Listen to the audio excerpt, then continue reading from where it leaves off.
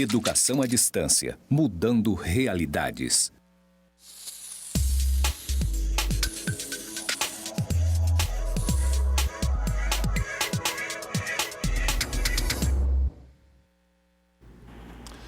Olá, boa tarde, conselheiros da Amazônia Legal. Agora nós vamos continuar a aula que nós interrompemos ontem no final da manhã. Comigo está aqui a professora Rosilene, que me antecedeu, colega de longa data, que me dá a honra de estar presente nessa bancada. E com certeza a gente tem muito a contribuir, tem muito a colaborar. A Rose tem uma história linda, uma história antiga de consolidação e construção de conselhos tutelares em Rondônia e também no Brasil. Seja muito bem-vinda e para mim é uma honra fazer parte dessa tribuna contigo. Obrigada, doutor Tecila. E vamos juntos fortalecendo aí o direito à criança e adolescente, agora não só de Rondônia, mas de toda a Amazônia Legal. Com certeza. Bom, como eu falava ontem, nós começamos a falar sobre a Lei da Escuta Protegida. E é uma Lei 13.431 de 2017. Nós caminhamos um pouquinho ontem, falando dos antecedentes, da questão do tratamento que é conferido ao acusado quanto ao declarante ou à vítima. Nós também trouxemos aí a questão da necessidade de integração dos sistemas de educação, saúde, segurança pública e também de justiça. E nós paramos na parte justamente que fala dos tipos de violência ou formas de violência. Esse slide que está com vocês praticamente é o texto normativo. Então basta vocês baixarem aí a lei da internet ou quem tiver um estatuto atualizado, provavelmente já tem essa lei. Então ela tem formas de violência as quais foram impingidas a uma criança ou uma adolescente. Então ela tem a violência física, que é bem conhecida de todos vocês, é um conceito que a cada dia se torna mais elástico e um conceito inclusive jurídico. Quando a gente fala em lesão corporal, nós temos que ter compreensão que esta lesão ela precisa estar tipificada, a forma dessa lesão tem que estar tipificada na lei respectiva. No inciso 2, nós vamos à violência psicológica. Essa violência ela também tem avançado bastante. E isso reforça ainda mais o papel dos profissionais de psicologia no sistema de garantia de direitos. E ela vem aí com as suas situações em específico que causem constrangimento, humilhação, manipulação da criança, isolamento, agressão verbal, xingamento, ridicularização ou indiferença. Então observem que são conceitos, são palavras que nós não encontramos na legislação até então. São inovações que são construídas, são produtos de construção, tá, da doutrina a respeito dessa situação. Então, à medida que eu vou discorrendo sobre a forma de violência, eu gostaria que você mentalizasse se porventura já ouviu falar, já presenciou ou talvez até você já praticou esse tipo de violência. Avançando um pouquinho mais, tá, nós vamos ter a situação da alienação parental. Observem que está no inciso B, que também é uma situação que já existe há uns 8, 10 anos no direito brasileiro, em especial lá no direito de família, tá? E tem a ver com algumas articulações que ocorrem entre genitores para atingir a criança em benefício próprio. Então, coloco lá no final que leve ao repúdio de genitor ou que cause prejuízo ao estabelecimento ou à manutenção de convívio com este. Eu acredito que vocês também já saibam, de alguns anos para cá, a legislação prioriza a guarda compartilhada, justamente porque, apesar do fim do casamento, apesar do fim da união, a criança ela continua a ter o seu pai, ela continua a ter a sua mãe, logo ela deve ser tanto criada por um quanto por outro, através da guarda compartilhada. E justamente a guarda compartilhada ela vem para evitar a possibilidade da alienação parental. A alienação parental é muito utilizada em situações referentes à vara de família, em processos que envolvam guarda de filhos e também é uma das causas aonde se você tiver uma criança ou adolescente que é vítima de alienação parental, você pode invocar esta lei e exigir que ela tenha o tratamento respectivo nesta lei ao prestar o seu depoimento ou ao ser ouvida ou à sua escuta. A gente pode caminhar um pouquinho mais e no inciso 3 nós chegamos na violência sexual, que é tão falada, tão comentada e de conhecimento de todos aqueles que militam na área da infância. Essa é uma das piores violações que nós temos, tá? E a violência sexual é quando você não respeita, quando você agride a dignidade sexual da criança ou do adolescente. E no caso aqui, ela é entendida como qualquer conduta que constrange a criança ou adolescente a praticar ou presenciar conjunção carnal ou qualquer outro ato libidinoso, inclusive exposição do corpo em foto ou vídeo por meio eletrônico ou não. Observem que nós já temos a figura dos nudes ou de outras situações onde alguém consegue, subtrai a informação dessa vítima e passa a mandar essas fotos ou esses vídeos adiante. Isso também é uma situação de violência sexual. E ela se materializa através do abuso sexual ou da exploração sexual comercial. Tá? Essas duas situações são bem conhecidas por vocês. Tá? O abuso sexual, ele obviamente não pressupõe nenhum pagamento ou nada. Já a exploração sexual, ela tem a finalidade de uma retribuição por aquilo que se fez. Também nós temos a figura do tráfico de pessoas. Nós moramos em especial na região amazônica, de grande extensão territorial. Estamos aqui em Rondônia e tivemos recentemente a questão na Venezuela, que foi para Roraima e que, por sua vez, se espalhou para o restante do país. Nós temos hoje um número muito grande de pessoas migrando para o Brasil. E quando se migra voluntariamente ou porque aquela é a única opção, é um movimento claro, pacífico, e essas pessoas merecem todo o nosso respeito e a nossa consideração. Porém, nesse contexto, nós podemos também, talvez, ter tráfico de pessoas, que o tráfico pode ser tanto dentro do território nacional quanto do território transnacional. Nessa situação, essa pessoa está em situação de violência e se ela porventura for ouvida, ela precisa seguir os trâmites desta lei. E agora, a inovação, que é a violência institucional. E aqui eu gostaria que nós fizéssemos um exame de consciência.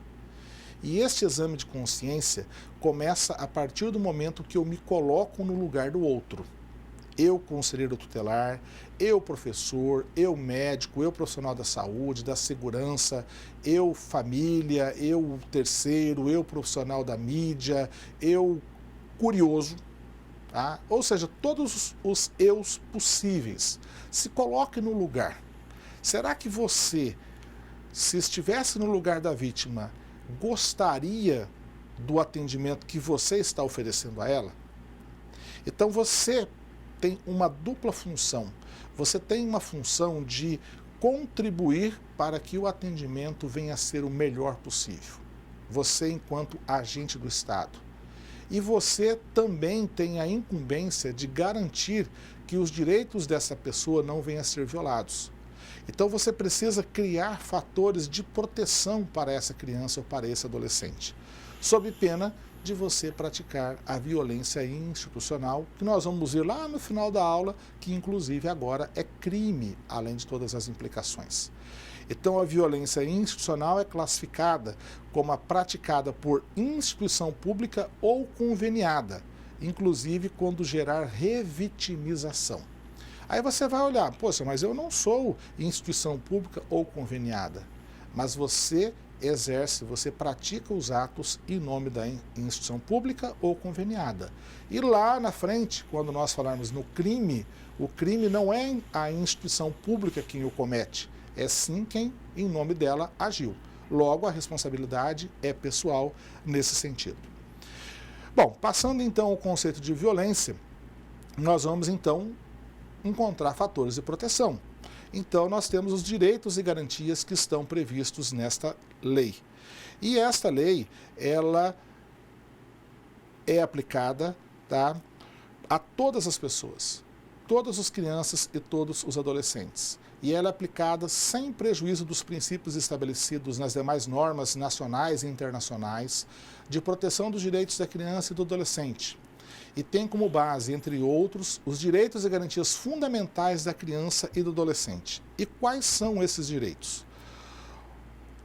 Contem até o final do último inciso e vocês vão observar que a cada versão de norma que protege criança e adolescente, que vem disciplinar essa questão, sempre nós estamos aumentando as possibilidades de proteção dessa criança. Então, um exemplo, como que você faz para garantir o direito dessa criança? Primeiro, receber prioridade absoluta e ter considerada a peculiar condição de pessoa em desenvolvimento. Então, você não pode agir em relação a uma criança de 5 anos, tal qual você agiria para um adolescente de 14 ou 15 anos, ou 10 anos. Você não pode agir impondo a este adolescente ou a esta criança o seu modo de viver, as suas perspectivas, as suas preferências. Também é direito dela receber tratamento digno e abrangente. Item 3, tome muito cuidado, questão da intimidade e as condições pessoais protegidas. Observem bem, você participa de uma ocorrência e aí com certeza tem alguém fotografando ou filmando. Você talvez poderia, com a sua capacidade de conduzir aquela situação, de dar àquela situação um atendimento respectivo, você poderia talvez lembrar que aquela filmagem ela não é adequada naquela situação. No mesmo sentido, você não pode chegar na sua casa e relatar o seu dia a dia para o seu marido, ou para a sua esposa, ou para o seu companheiro, ou no supermercado, ou na rua. Porque senão você está expondo a intimidade. Você está revelando as circunstâncias do que aconteceu e você não tem esse direito. Também no inciso 4, é direito de ser protegido contra qualquer tipo de discriminação, independentemente de classe.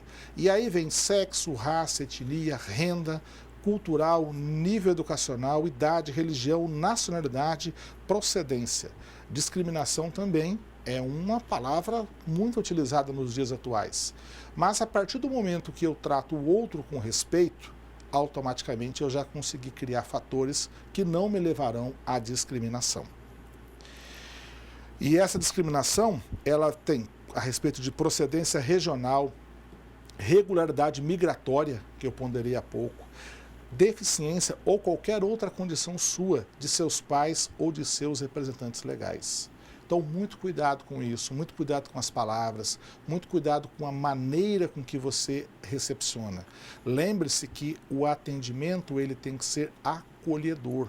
Você não é apenas um tomador da história alheia.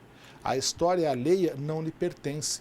Você precisa colher o que interessa da história alheia e dar o atendimento respectivo. E não se assenhorar da história alheia, se arvorar no direito de ser o julgador do certo ou do errado.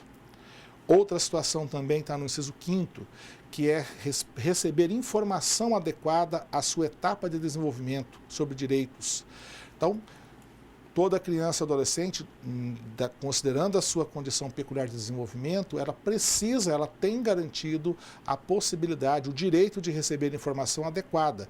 Então, procure dialogar de forma com que essa pessoa compreenda a circunstância, mas dialogue apenas o que for necessário. Inciso 6. Ser ouvido e expressado seus desejos e opiniões, assim como permanecer em silêncio. Tal qual o adulto, quando é acusado de algo, ele não está obrigado a falar. E o silêncio dele não poderá ser interpretado em seu desfavor. Isso é um princípio básico do direito processual penal. Uma criança ou adolescente também precisa ter respeitado. Ela não é acusada, ele não é acusado, eles são vítimas. Logo, eles precisam ter o seu direito preservado, se for o caso, inclusive, de manter-se calado. O item 7, receber assistência qualificada jurídica e psicossocial especializada, visando o quê? A sua participação e o resguarde contra comportamento inadequado adotado pelos demais órgãos atuantes no processo. Esse inciso 7º, ele reforça a obrigatoriedade de que nós venhamos a combater a violência institucional, melhorando a qualidade dos serviços que nós prestamos, melhorando o fluxo do serviço que prestamos, Inclusive, se houver alguma falha na prestação dos serviços, esta pessoa que foi revitimizada, ela tem direito de ser orientada para que esse comportamento não mais ocorra e esse dano venha a ser minimizado. Também no inciso 8, nós temos ser resguardado e protegido de sofrimento, com direito a apoio, planejamento de participação, prioridade na tramitação do processo. Esse processo aqui não é apenas o processo criminal, não é apenas o inquérito policial, é o processo no conceito amplo. Lá no Conselho Tutelar, você também deve conferir prioridade e deve adotar todas as medidas respectivas no tempo e forma devidos. Eu atendi uma ocorrência na sexta-feira à tarde e agora é carnaval e eu só vou voltar a trabalhar na quinta da semana seguinte. Epa, amigão, o Conselho Tutelar é órgão permanente e não é, se você porventura não vai trabalhar, passe a atribuição para o seu colega, mas passe com qualidade, lembrando da prova do bastão, sob pena de amanhã você ser acusado de ter praticado violência institucional. Então observem que a lei ela não traz palavras em vão. Inciso 9, ser ouvido em horário que lhe for mais adequado e conveniente, vírgula, sempre que possível. Observem que se eu tenho o direito de ficar em silêncio, eu também tenho o direito de, como criança ou adolescente, esse direito precisa ser respeitado, de ser ouvido em horário que lhe for mais adequado e conveniente. Então observem bem, ouvir uma criança vítima 3 horas da manhã numa delegacia de polícia, em um ambiente que existem diversas outras ocorrências, é o melhor lugar? Ou se não é o melhor lugar, a gente precisa ponderar. Será que eu preciso ouvir essa criança nesse horário, nesta madrugada? Será que eu não preciso criar fatores de proteção e conseguir as informações que são necessárias, mas de uma outra maneira, de um outro modo, conseguindo um outro ambiente para essa criança? 10. Ter segurança com avaliação contínua sobre possibilidades de intimidação, ameaça e outras formas de violência. Quem, porventura, teve a oportunidade de trabalhar em alguma questão afeta a crimes contra a dignidade sexual, sabe muito bem que, geralmente, o abusador é muito próximo do contexto familiar e, tão logo ele pratica a conduta, a primeira situação que ele faz é intimidar o ofendido. Então, neste caso, se houver a intimidação, é preciso criar os fatores de proteção respectivo. 11. Ser assistido por profissional capacitado e conhecer os profissionais que participam dos procedimentos de escuta especializada e depoimento pessoal. Nós não temos, nós adultos, o hábito e nem nos sentimos bem de entrarmos em um ambiente e dialogarmos com quem a gente sequer conhece. Por que uma criança ou um adolescente, ao ser ouvido, ele, de prontidão, ele se torna obrigado a relatar o que bem entende, o que você quer, no tempo que você quer, na hora que você quer? Será que isso está correto? Ou toda conversa cordial não começa com um bom dia, uma boa tarde, ou um abraço, ou um contato mais próximo, uma preparação do ambiente, uma preparação para o contato mais satisfatório com essa criança? A gente precisa ter isso bem em mente. Lembre bem, se fosse o seu filho que fosse, digamos, inserido na famosa sala lilás ou na sala azul, mas lá tem psicólogos, assistente social, são os melhores do mundo. Você ficaria contente com isso? Você ficaria contente sim, se porventura tivesse todo um trabalho de acolhimento, aonde o seu filho ou a sua filha tivessem essa atenção respectiva, aonde você, enquanto mãe, enquanto pai, também tivessem um trabalho de conscientização para que a atividade possa se desenvolver da melhor forma possível. Inciso 12. Ser reparado quando os seus direitos forem violados. Observem bem, nós somos agentes políticos. E aqui surge a obrigação de reparar o dano que, porventura, nós causarmos. E aí, em matéria de responsabilidade civil, quando você age com intenção, quando você pratica uma conduta para prejudicar alguém, ou quando você deveria ter feito algo e não fez de forma consciente, existe a figura do dolo. É um instrumento lá do direito penal. Neste caso, o seu ente, o seu empregador, a sua instituição, ela responderá pela reparação desse prejuízo. Só que ela exercerá o direito de regresso em relação a você. Ah, por conta disso eu devo me acovardar, nunca mais vou mexer com nada, vou deixar tudo tranquilo? Não. É uma questão de bom senso. Você não será super-herói. Nós não estamos precisando de super-herói. Nós estamos precisando de profissionais com sensibilidade e que são capacitados, em especial essa é a razão desse curso, para que vocês consigam conduzir esta questão no ambiente para que a gente tenha a menor revitimização possível. Na sequência, também é direito desta criança e deste adolescente que é vítima ou testemunha, conviver em família e em comunidade. Então, se nós precisamos, se alguém está ameaçando essa criança ou esse adolescente, se tem alguma prática intimidadora, quem precisa ser retirado de circulação é o agressor, o autor dessa conduta, e não a criança. Logo, eu não posso pensar que o abrigo é a melhor alternativa. Se eu tenho de um lado o abrigo, eu tenho do outro lado a possibilidade da prisão. Eu tenho a possibilidade das medidas alternativas à prisão. Então, se eu optar pela situação, o abrigo é a melhor alternativa, eu estou novamente violentando essa criança. Eu preciso, então, criar fatores para que ela se mantenha bem na sua família e na sua comunidade. Eventualmente, pode ser até a prisão desse intimidador, mas eu não posso simplesmente sempre retirar a criança de cena como se ela fosse a autora daquela situação. Pelo contrário, ela já foi vítima. Se eu fizer dessa forma, eu estou revitimizando ainda mais. 14. Muito cuidado com 14. Ter as informações prestadas tratadas confidencialmente. Confidencialmente. Olhem bem isso. Pensem muito bem, inclusive até no operacional entre vocês no conselho tutelar. Todo conselho tem 5 membros. Pensem bem se vale a pena partilhar a miúde aos 5 conselheiros.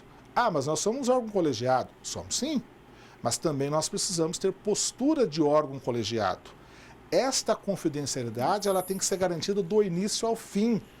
Então não adianta nada a gente lembrar daquela velha situação clássica do Instituto Médico Legal, aonde aquela figura imaginária, aquela servidora imaginária, abre a porta e pergunta para todos: qual é a menina que foi estuprada? Pede para ela entrar.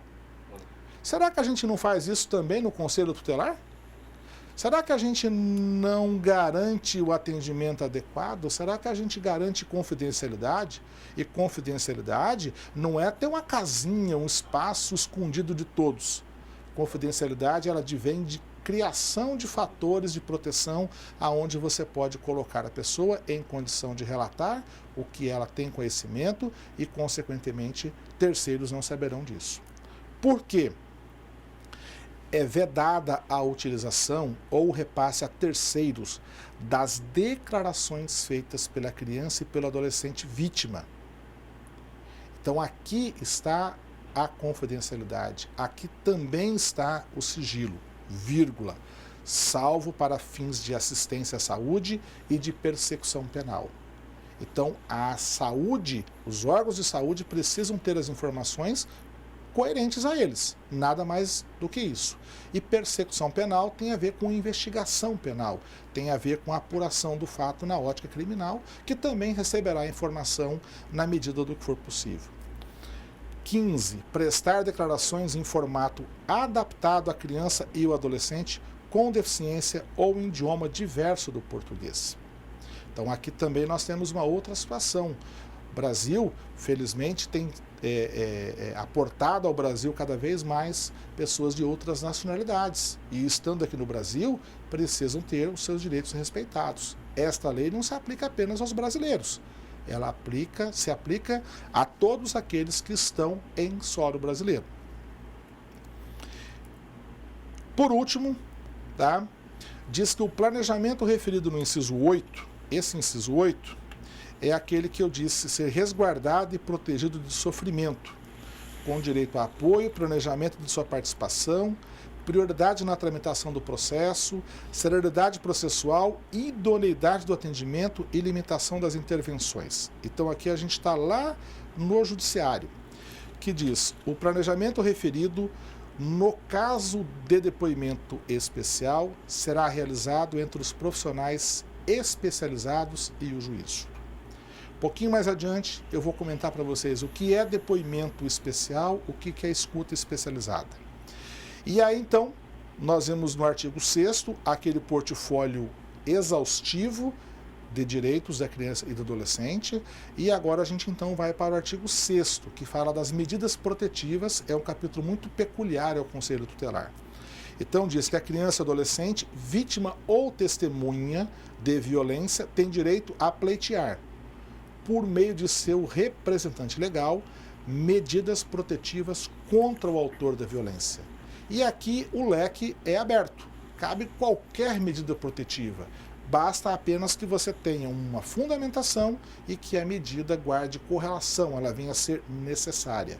E essas medidas protetivas, elas podem ser fixadas pelo próprio Conselho Tutelar, nas atribuições que lhes são peculiares, e, eventualmente, elas serão aplicadas pela autoridade judiciária, ou a pedido do Ministério Público, ou a pedido da Polícia Civil, ou a pedido do pai, da mãe, ou de quem seja o representante legal dessa criança. E aí, para não ter nenhuma dúvida, diz que os casos omissos nesta lei serão interpretados à luz do Estatuto da Criança e do Adolescente e também da Lei da Maria da Penha, que é chamada Lei de Violência Doméstica. Então aqui você fecha o circuito.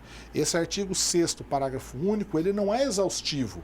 Ele diz que você ainda pode buscar informações no Estatuto da Criança e do Adolescente e na Lei de Combate à Violência Doméstica, que é chamada Lei Maria da Penha, que é muito similar ao Estatuto da Criança e do Adolescente.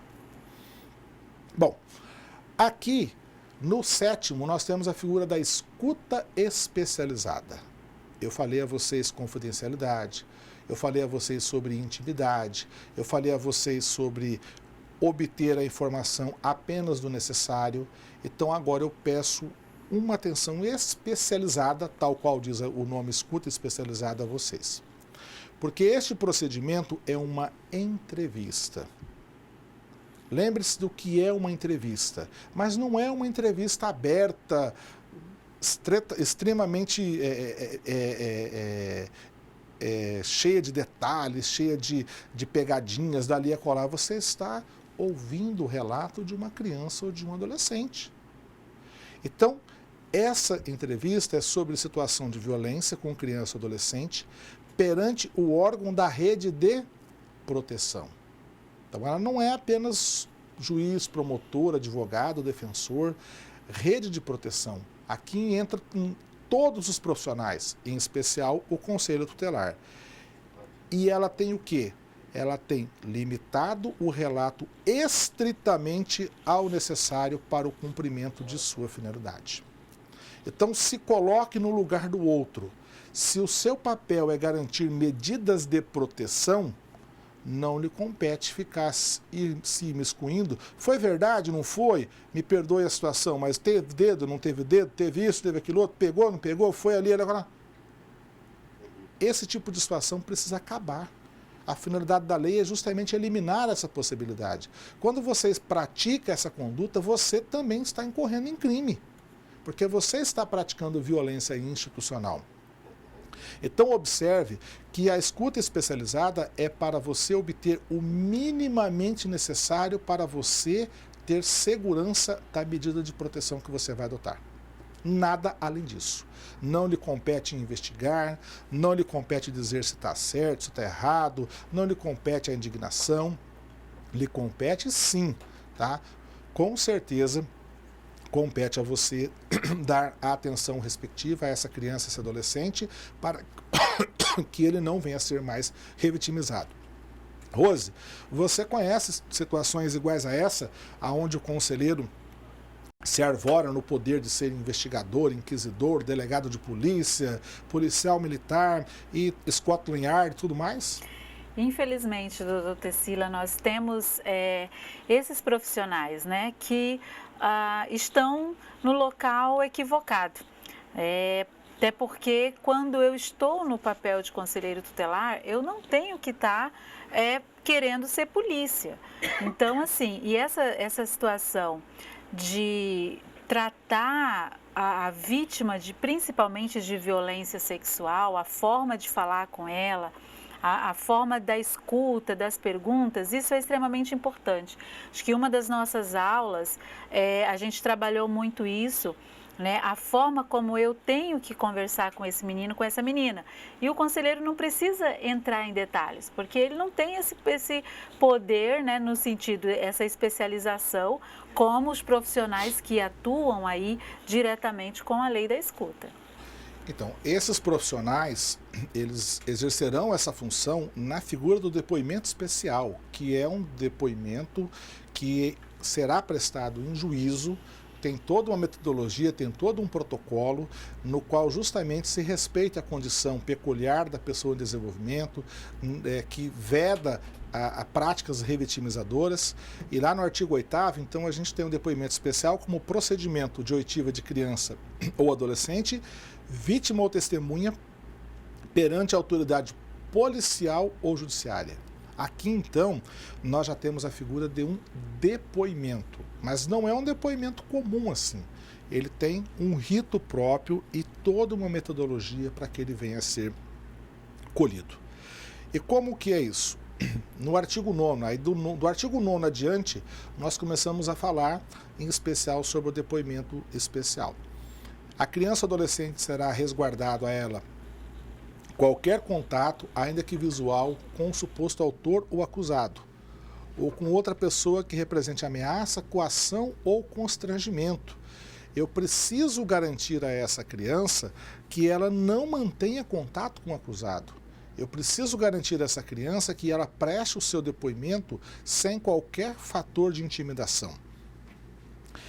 E o artigo 10, ele fala tanto da escuta quanto do depoimento especial, que serão realizados em local apropriado e acolhedor, com infraestrutura e espaço físico que garantam a privacidade da criança vítima ou testemunha de violência.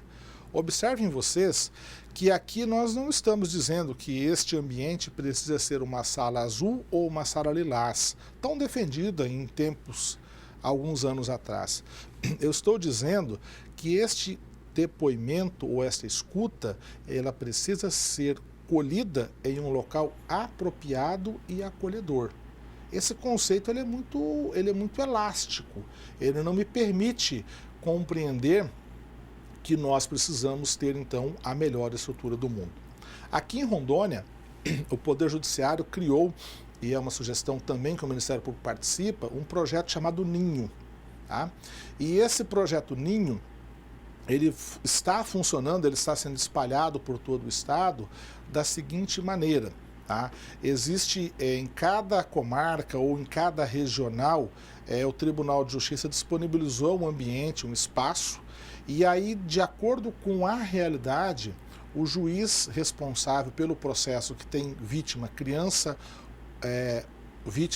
ou adolescente ou testemunha, o juiz ele faz a reserva desse espaço e uma agenda prévia com os profissionais. E então, no dia respectivo, em um ambiente totalmente diferente daquele aonde está passando, onde está se desenvolvendo o processo, é que é coletado esse depoimento dessa criança ou desse adolescente. Então vamos colocar um exemplo. O Juizado da Infância aqui em Porto Velho, ele funciona em frente às famosas 3 caixas d'água, na Rogério Weber. Mas criança e adolescente de processos que lá tramitam não são ouvidas nesse mesmo ambiente. Elas são ouvidas em uma outra unidade do judiciário. Com isso, você consegue separar completamente todo aquele clamor, aquele fervor do processo. Você não tem a figura do agente intimidador, você tem um ambiente neutro e há uma comunicação efetiva deste local para com a sala de audiências que se desenvolve lá no 2º Juizado da Infância e Juventude.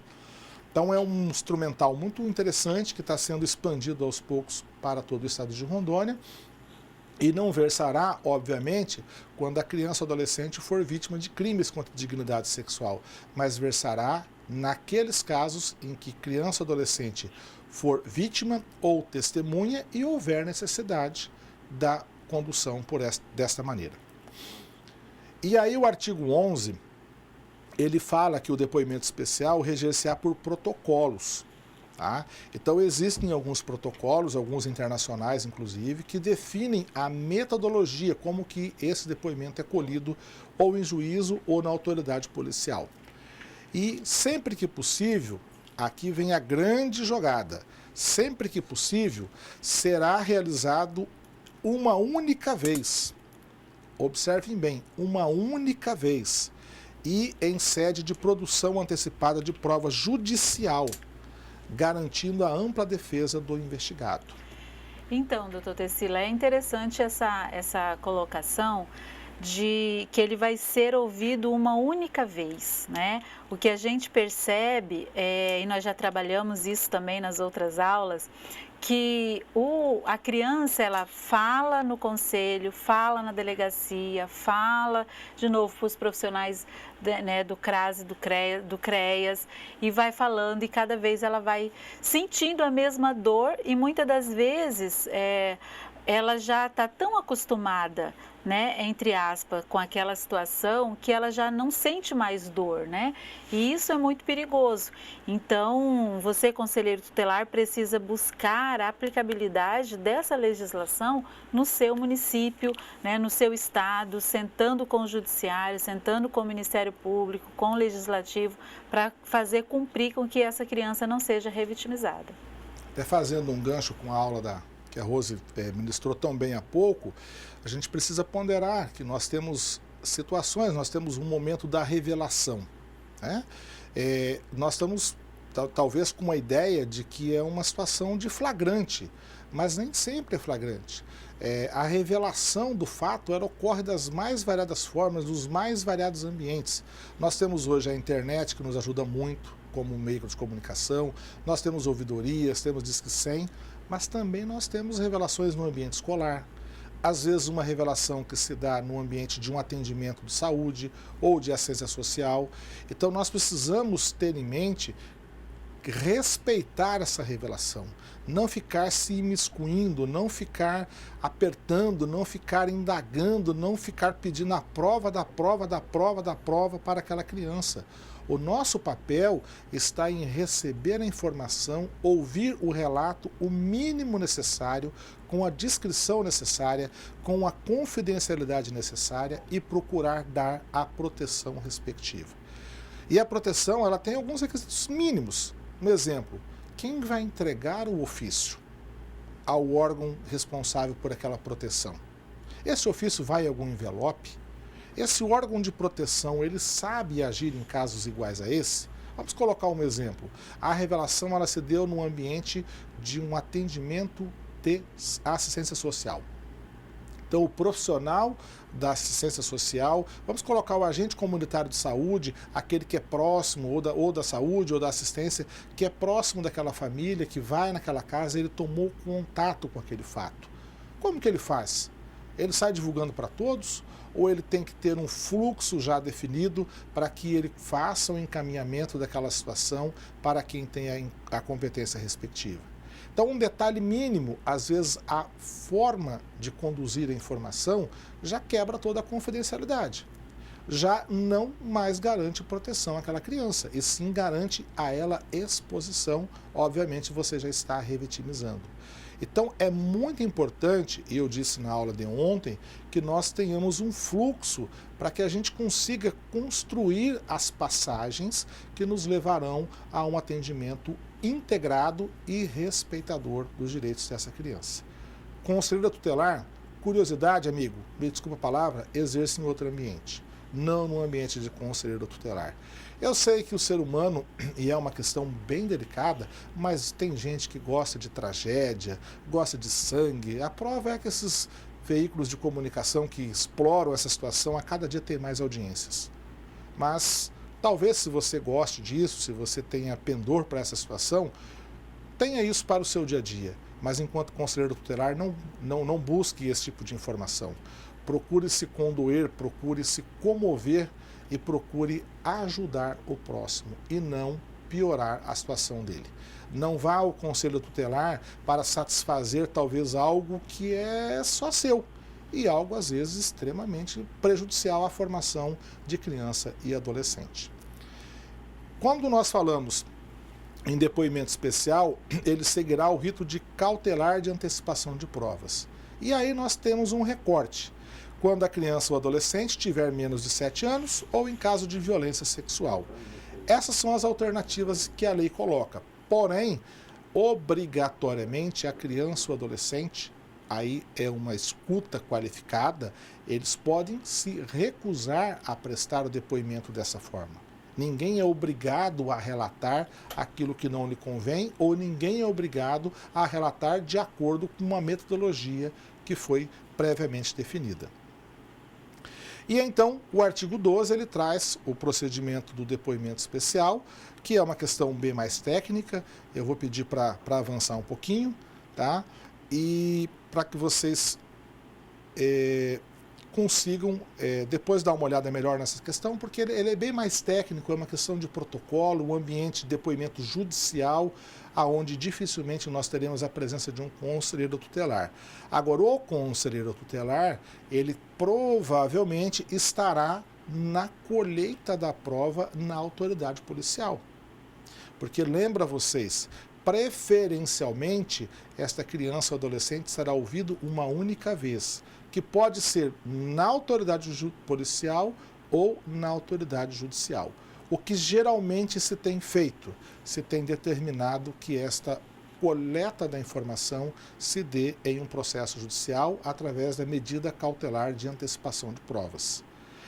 Agora, você, conselheiro tutelar, você precisa criar fatores de proteção para que aquela criança, naquela ocorrência que você está atuando, ela consiga ter o seu direito respeitado.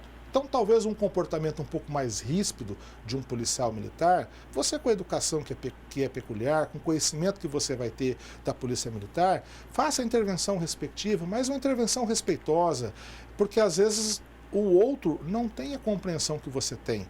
Tá? Faça as intervenções adequadas a espantar qualquer situação que venha a acarretar mais violência a essa criança ainda. Tá?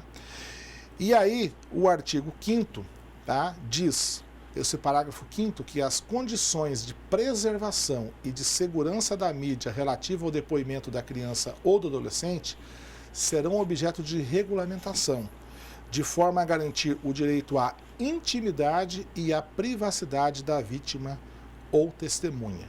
E o parágrafo 6º diz que o depoimento especial tramitará em segredo de justiça. Isso quer dizer que o acesso será restrito e aquele que tiver acesso não pode mandar essa informação para frente. Tá? Essa regulamentação que está no parágrafo 5º, nós temos diversos tribunais que já têm uma regulamentação própria e no caso de Rondônia nós também tivemos a oportunidade de contribuir para essa regulamentação, tá? Que é justamente o operacional interno de como fazer a coleta desse depoimento especial. Nós vamos caminhar um pouquinho mais, tá? E vamos falar um pouquinho agora sobre integração das políticas de atendimento.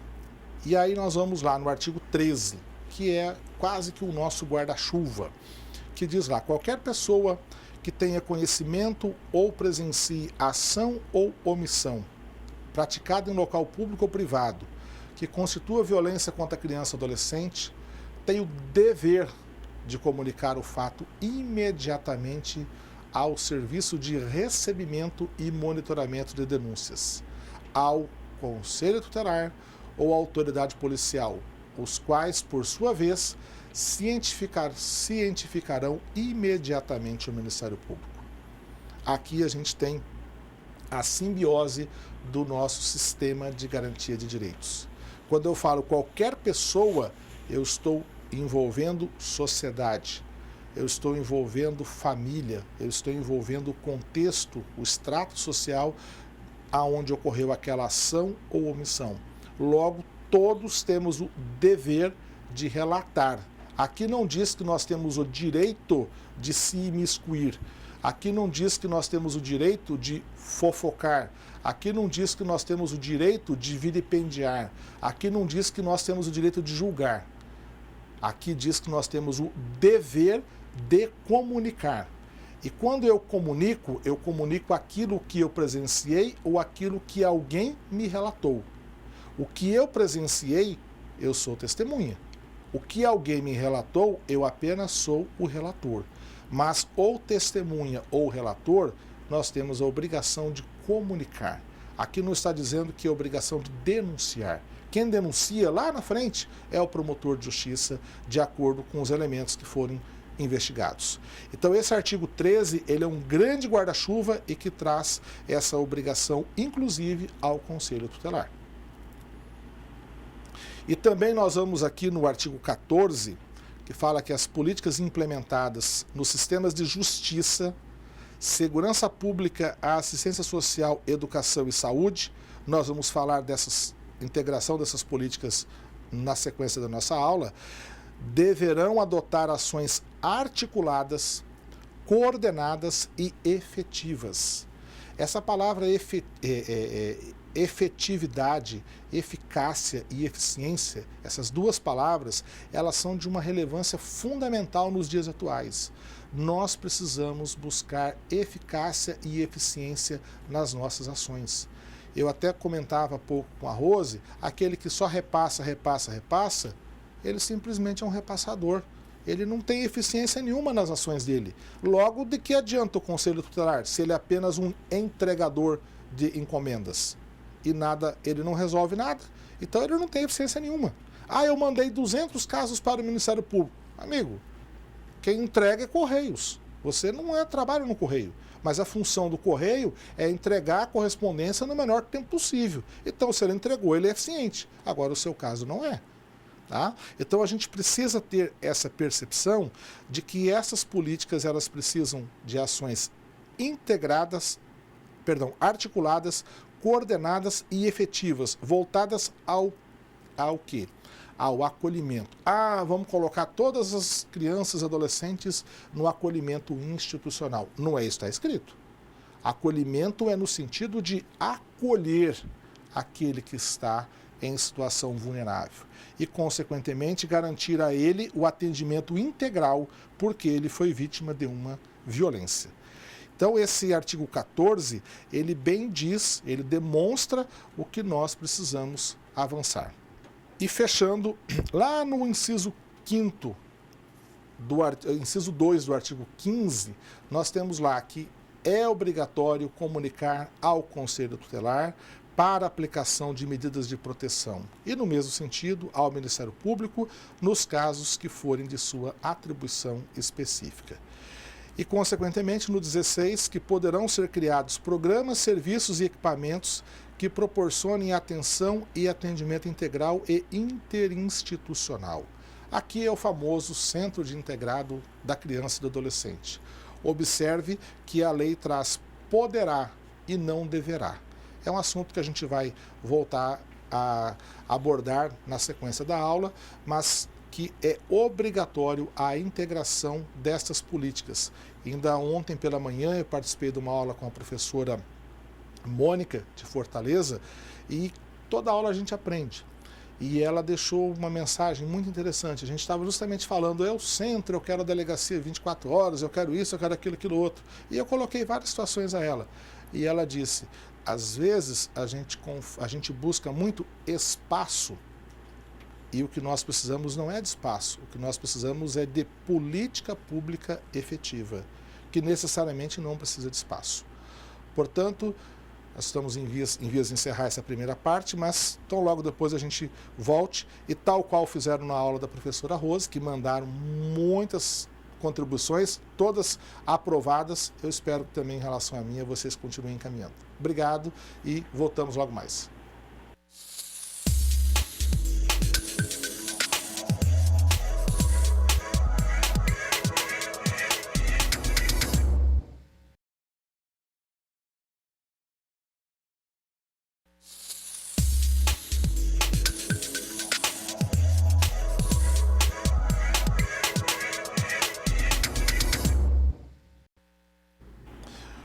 boa tarde. Estamos de volta com a nossa aula. Durante o intervalo, eu tive a oportunidade de dar uma olhada aqui no WhatsApp do grupo e vi que diversas unidades estão ligadas. De Paraná, Ananindeua no Pará, Marabá, tem no Tocantins, também vi no Roraima, Rio Branco, sinal de que as nossas ações estão surtindo o efeito esperado. E como eu estava comentando com a Rose aqui há pouco, tá, essa disciplina ela guarda uma correlação também com o atendimento que ela falou na aula dela, que é a questão do atendimento em rede. A gente precisa sempre ter essa compreensão de que a criança e o adolescente ele precisa ter o tratamento devido. Em todas as intervenções que nós formos realizar, obrigatoriamente nós precisamos buscar oferecer o que é de melhor a essa criança. Mas tem uma pergunta de Paraná, não é, Rose? Que me parece que é uma pergunta bem comum e bem peculiar, não só de Rondônia, mas de grande parte do Brasil. Isso. A Lidiane, lá do Polo de Paraná, ela pergunta assim: professor, como fazermos para essa lei da escuta se efetivar nas delegacias com essa escuta especializada? Para a criança e o adolescente não ser revitimizados também nesses espaços, quando em algumas situações em que passar pelo exame de conjunção carnal nas delegacias. Como avançar nas delegacias e nos judiciários que ainda não implantou? Olha, essa questão ela foi tratada aqui no estado de Rondônia com o Ministério Público e o Tribunal de Justiça. Então nós ajustamos duas obrigações. O Tribunal de Justiça, por ser o destinatário da prova que é colhida nesse depoimento especial, ele também tem obrigações de garantir o atendimento adequado a essa criança ou esse adolescente vítima ou testemunha de um crime de violência. Então o Tribunal de Justiça ele editou um provimento, tá, que regulamenta como dar-se-á a coleta dessa informação, todas as garantias que são necessárias, não é apenas para cumprimento de formalidades na área do processo penal, mas também tem formalidades na área da proteção da criança ou do adolescente. No mesmo sentido, aí, cumprindo com a sua função, o Ministério Público assumiu o papel de buscar a articulação entre os diversos atores que mantiveram contato com esse fato ou que a ele esse fato foi reportado. Então é uma atuação que envolve a articulação entre diversos entes e, consequentemente, uma centralização deste depoimento no Tribunal de Justiça, na unidade do Poder Judiciário.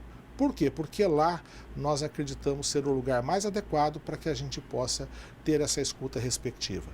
Lembra-se que na aula de ontem eu comentei que o melhor lugar para se conduzir uma criança vítima de violência é uma unidade hospitalar e não uma unidade policial? Neste caso também, o melhor lugar continua sendo a unidade hospitalar. E aquele profissional que tem a incumbência de prestar o atendimento, ele se desloca até lá, colhe as informações estritamente necessárias para o atendimento, presta o atendimento, reporta a parte que lhe compete às demais autoridades respectivas. E aí, só lembrando como que essa lei é desafiadora, eu falei no artigo 14 para vocês, que diz que as ações devem ser articuladas, coordenadas e efetivas, voltadas ao acolhimento e o atendimento integral às vítimas de violência. E como que dar-se-á essa situação? E aqui eu peço que vocês compreendam a abrangência que esse assunto tem, para que a gente tenha a noção de como tratá-lo de forma adequada. Então essas ações, elas obrigatoriamente precisam respeitar o quê? A abrangência e a integralidade. O que isso quer dizer? Eles devem comportar uma avaliação e atenção de todas as necessidades da vítima decorrentes da ofensa sofrida. Observe que nós temos necessidades da vítima. Nós temos necessidades da vítima ou necessidades de produzir prova? Nós temos necessidades da vítima ou nós temos necessidade de colher a informação para responsabilizar o agressor? Eu preciso sopesar esses dois elementos. Eu preciso, sim, respeitando as necessidades da vítima, que são decorrentes da ofensa sofrida, construir uma estratégia adequada para que eu consiga colher a informação estritamente necessária e, consequentemente, eu consiga encaminhar a informação a quem tem a incumbência de responsabilizar o agressor. Aí no item 2 desse slide, vocês observem uma outra situação. Eu preciso de uma capacitação interdisciplinar e continuada. E não é adequado que, digamos, os profissionais da psicologia façam a capacitação apenas entre eles, ou do serviço social, ou o próprio conselho tutelar. Preferencialmente, deve ser conjunta. Salvo situações específicas, salvo temas específicos, a recomendação é que nós estejamos todos no mesmo ambiente, partilhando conhecimento para que a gente consiga realmente ter uma capacitação interdisciplinar e continuada. Uma outra situação, em especial para o conselheiro tutelar. A Rose ainda falou há pouco da questão de buscar políticas públicas. Observe no inciso 3 que, obrigatoriamente, nós temos que estabelecer mecanismos de informação, referência, contra-referência. Essa expressão contra-referência é muito usada pelo pessoal da assistência social, e agora a gente tem mais uma nova, que é monitoramento. Então, se eu não monitorar, eu não consigo fechar o meu circuito. Eu não consigo compreender se aquele atendimento foi satisfatório, se não foi. Eu preciso fazer estudo de caso, eu preciso estar discutindo novas estratégias de intervenção para que a gente consiga garantir um atendimento breve, para que esse atendimento não venha a ser revitimizador. E eu tenho mais ainda.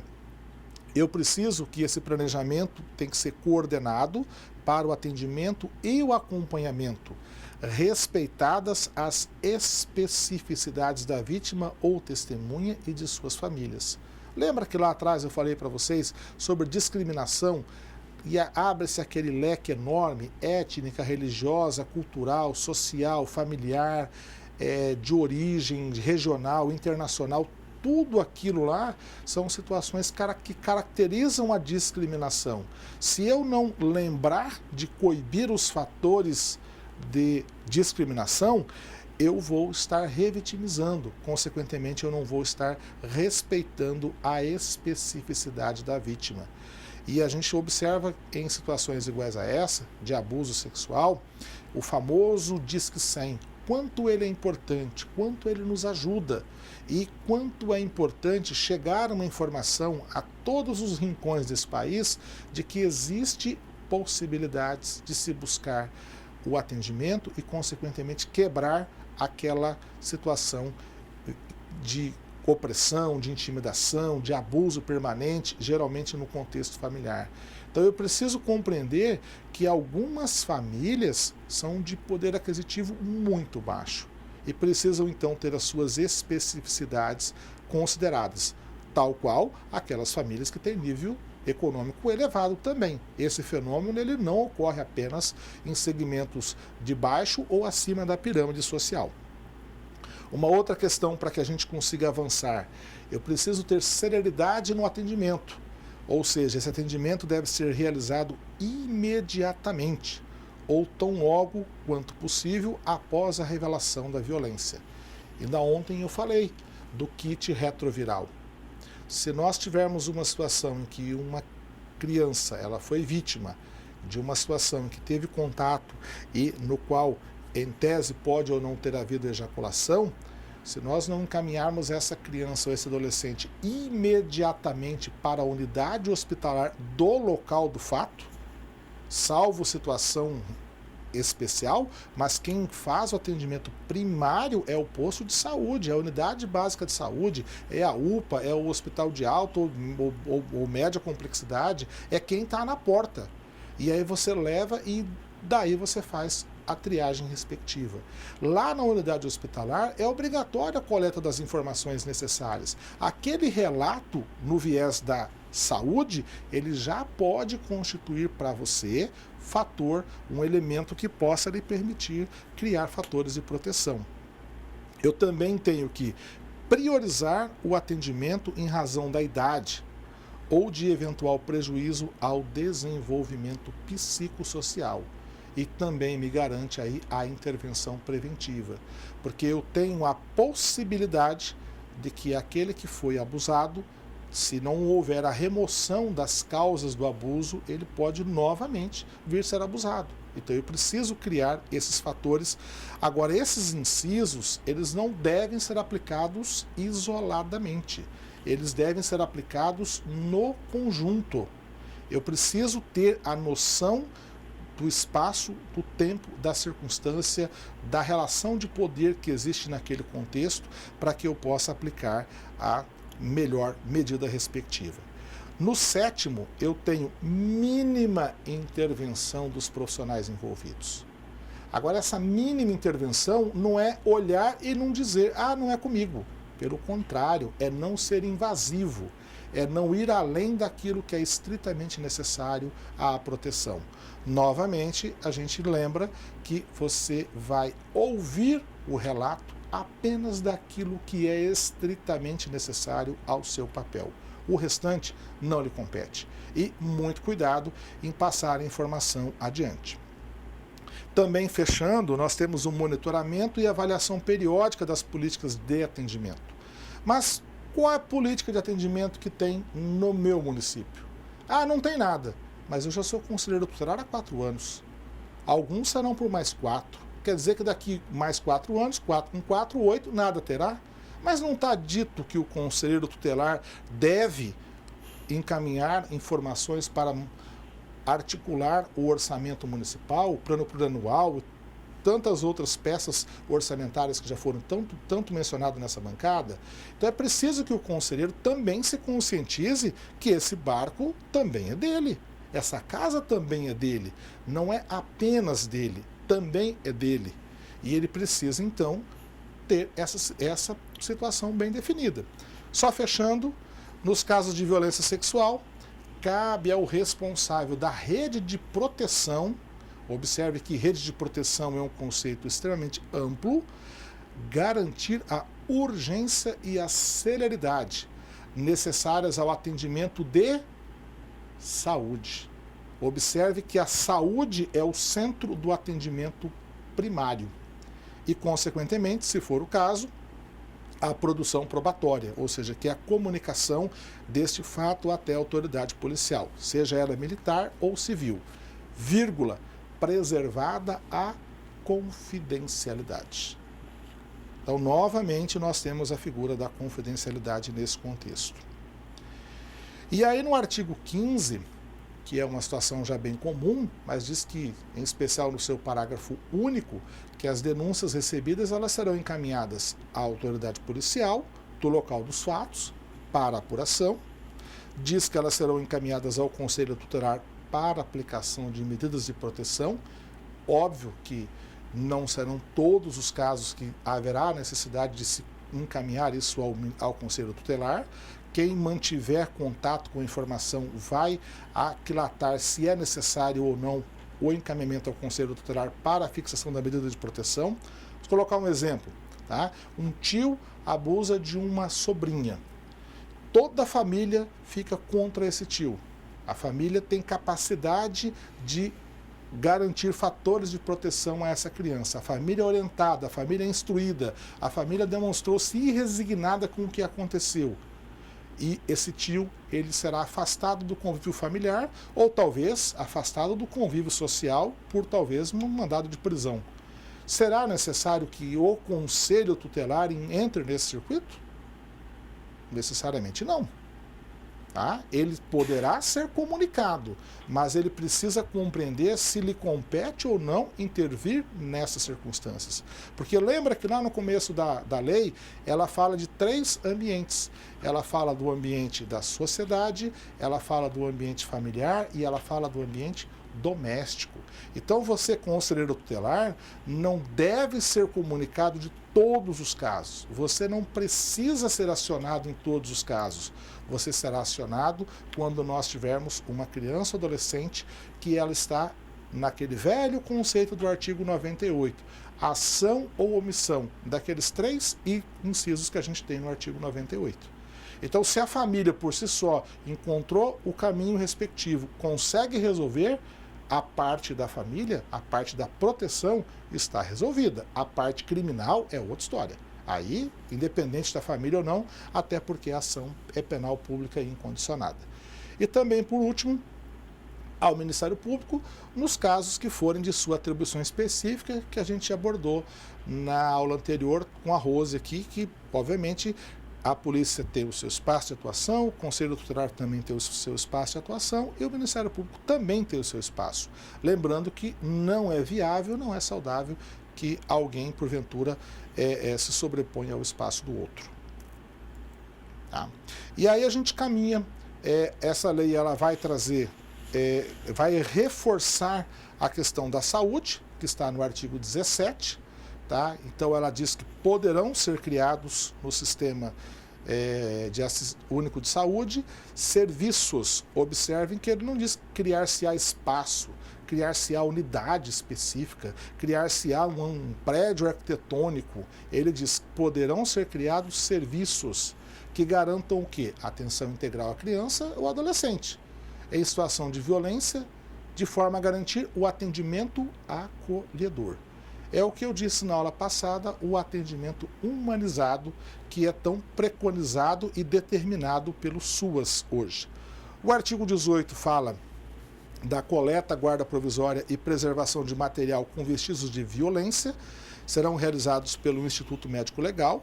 Essa situação aqui é o IML, ou Serviço Credenciado do Sistema de Saúde mais próximo, que entregará o material para a perícia imediata, observado o artigo 5º desta lei. Aqui não tem exclusividade de atuação do Instituto Médico Legal. Aqui nós estamos num capítulo que fala da saúde. Então, o próprio serviço de saúde, ele pode oferecer esse atendimento respectivo. Não há obrigatoriedade de todo mundo ser encaminhado para o ML. Até porque, eu até comentava com a professora Mônica, ainda na aula de ontem, nós precisamos, e palavras dela, a gente precisa rever. Nós não podemos ter uma criança apenas como objeto de prova. A prova não está no corpo, a prova está no contexto, a prova está no que o corpo fala, no que o corpo diz, e não apenas nos vestígios. Porque grande parte das ocorrências de crimes, em especial contra a dignidade sexual, às vezes você não tem nenhum traço físico.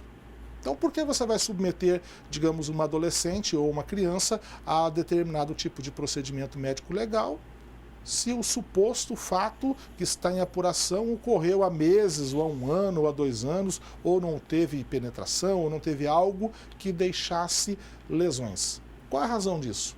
Será que eu estou garantindo atendimento a essa criança?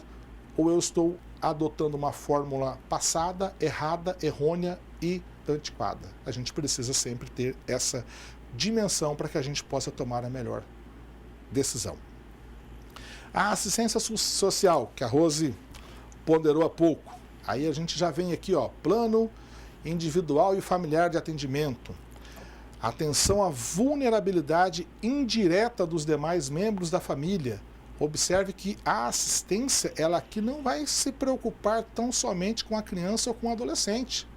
Ela também vai se preocupar, digamos, com o pai, com a provável revolta que esse fato venha gerar no pai ou na mãe, dentre aquele espectro de atuação da assistência, que fala em vulnerável, ela também precisa encontrar alternativas. Então vamos encaminhar, se for o caso, o pessoal da assistência, o pai, a mãe, o tio, a tia ou alguém, o irmão, para o atendimento no CRAS respectivo ou no CRES respectivo, ou fazer uma articulação com o CAPES. É preciso criar fatores para a proteção da família. Observe que a cada norma que nós vamos tendo, nós vamos melhorando a cobertura dos direitos e, consequentemente, definindo melhor as obrigações de quem tem a incumbência para com essa situação. Nós também temos aqui no 3 a questão de avaliação e atenção às situações de intimidação, ameaça, constrangimento ou discriminação. Você que é da área da assistência social, se você tiver alguma dessas situações, algum relato nesse sentido, você tem que comunicar para que nós venhamos a minimizar ou evitar que situações iguais a essa voltem a ocorrer. No inciso 4º, você poderá, se for o caso, representar ao Ministério Público, tá? Para a colocação da criança ou adolescente sob os cuidados de família extensa, família substituta, acolhimento familiar ou em sua falta, e aí vamos lá, ou em sua falta institucional. Observaram que o acolhimento institucional, que era a regra até pouco tempo atrás no Estatuto da Criança, que foi um pouquinho mudado com a lei de 2009, que fala do acolhimento familiar, agora está no final. Observe que antes de chegarmos ao acolhimento institucional, nós temos que pensar em família extensa, família substituta, serviço de acolhimento familiar e, por último, o acolhimento institucional. Então, conselheiro, é necessário rever o seu comportamento. Você não pode simplesmente entregar a criança no abrigo, virar as costas e achar que está resolvido. Essa prática é dos anos 70, 80, 90, que não cabe mais nos dias atuais. E aí a gente vai um pouquinho mais adiante, nós vamos na segurança pública, tá? Que a Rose bem mencionou ontem. Em relação à criação de delegacias especializadas, eu até me manifestei na aula de ontem, eu não vejo com bons olhos a criação de delegacias especializadas 24 horas no centro da cidade, quando nós temos municípios com 300 quilômetros de uma ponta a outra. Porto Velho tem mais de 350 quilômetros daqui sentido ao Acre. Eu preciso ter valor, eu preciso que a polícia civil ou militar lá de Extrema ou de Vista Alegre do Abunã, ela tenha condição de dar o atendimento devido àquela criança, mantendo aquela criança naquela comunidade, mantendo aquela criança naquela família. E não colocando a criança numa viatura da polícia e bater na delegacia, chegando aqui numa situação totalmente inadequada. Então, poderá. Não há obrigatoriedade de delegacias especializadas. O que nós precisamos é ter serviço especializado. Observem que esta lei, ela não traz monopólio de atuação para ninguém. Ela lá no seu começo, eu vou voltar no primeiro slide, ela diz aqui, só para a gente ter, não se esquecer, ela traz qual é a sua finalidade. Observem bem aqui, ela traz normatizar e organizar o sistema de garantia de direitos e cria mecanismos para prevenir e coibir a violência. Observem que ela reconhece a necessidade de ter normas e ela reconhece a necessidade de organizar esse sistema. E também ela reconhece a necessidade de que tenhamos mecanismos para prevenir e coibir a violência. Logo, não há titular algum dessa situação. Nenhuma instituição pode se dizer, isso é apenas comigo. Pelo contrário, isso é com todos. Aí nós vamos no artigo 21, constatando que a criança ou adolescente está em risco, a autoridade policial requisitará a autoridade judicial, tá, medidas de proteção. E aí tem várias: evitar contato direto da criança, solicitar o afastamento cautelar do investigado da residência. Observe que não é solicitar, e nem poderia ser, o afastamento cautelar da criança ou do adolescente da residência. Requerer prisão preventiva do investigado, solicitar aos órgãos socioassistenciais a inclusão da vítima e de sua família nos atendimentos a que tem direito, requerer a inclusão da criança em programa de proteção a vítimas ou testemunhas ameaçadas e também representar ao Ministério Público para que proponha ação cautelar de antecipação de prova. Todas as medidas que estão previstas neste artigo, obrigatoriamente elas constarão da participação do Ministério Público nesse processo. O Ministério Público tanto pode requerê-las, como se não for o autor do requerimento, ele tem a obrigação de atuar nesse processo, sob pena de ser nulo. Justiça, nós temos aqui também uma situação a respeito, e o famoso 24, o número é um pouco sugestivo, mas lembrem bem desse número, tá? Não lembre desse número de forma pejorativa, tá? Lembre deste número como aquilo que você não deve fazer. Copie e cole isso, tenha isso, decore, para que você sempre lembre: violar sigilo processual, permitindo que o depoimento de criança ou adolescente seja assistido por pessoa estranha ao processo, sem autorização judicial e sem o consentimento do depoente, ou de seu representante legal. Isso se chama violência institucional e dá uma pena de reclusão de 1 a 4 anos, além de multa. Tá? Essa lei, ela foi publicada há pouco mais de 2 anos, com prazo de vigência para entrar em vigência de 1 ano, já estamos há pouco mais de 1 ano de sua vigência, e o que nós precisamos é ter compreensão de que toda lei, ela depende da articulação social. A lei por si só, ela não resolve a situação. A lei é um instrumento. E se a sociedade tiver a proteção de criança e adolescente como valor, a gente consegue avançar.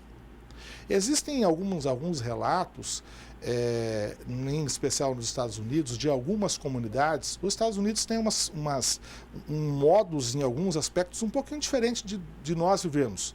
E em algumas comunidades nos Estados Unidos, quando se tem uma ocorrência envolvendo criança e adolescente e grave, em especial contra a dignidade sexual, automaticamente toca uma sirene. E a comunidade toda se mobiliza para dar o atendimento respectivo. É cultural. Pouquíssimas cidades têm isso, pouquíssimas, geralmente cidades pequenas, mas é uma estratégia interessante.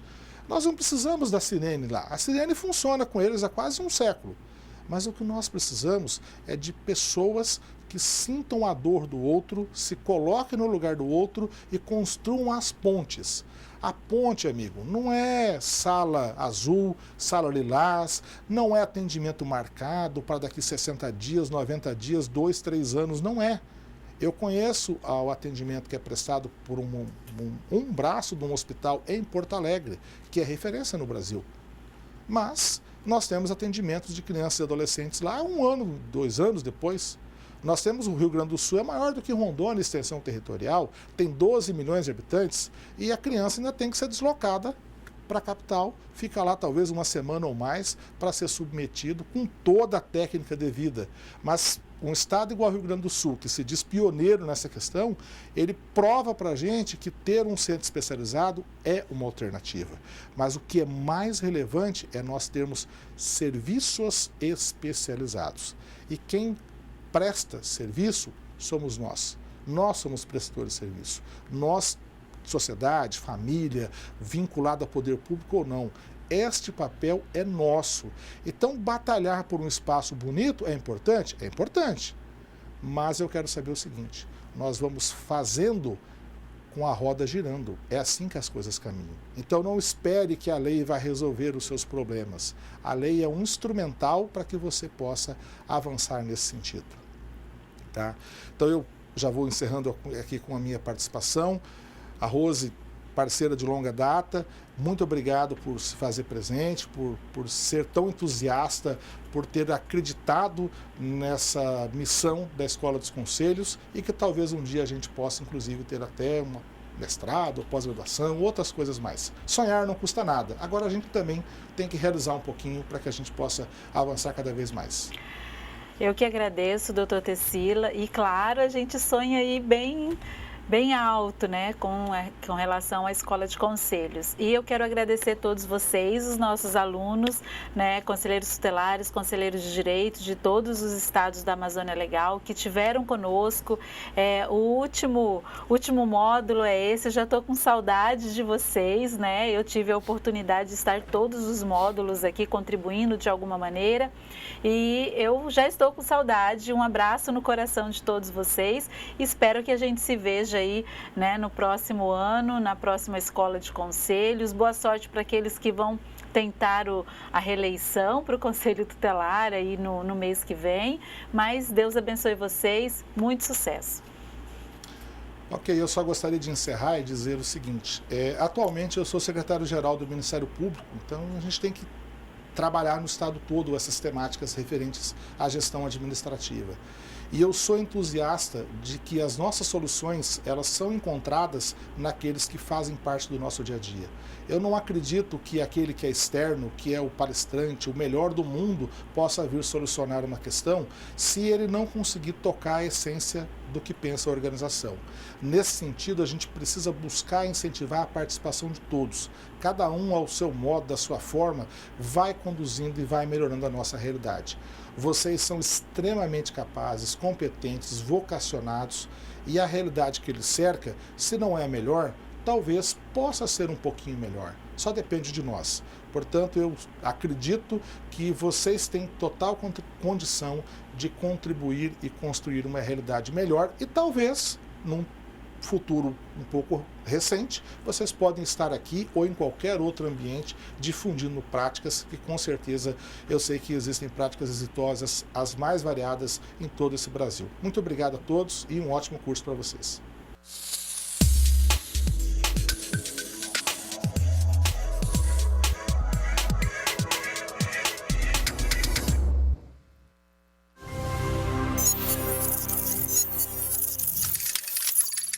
Educação à distância, mudando realidades.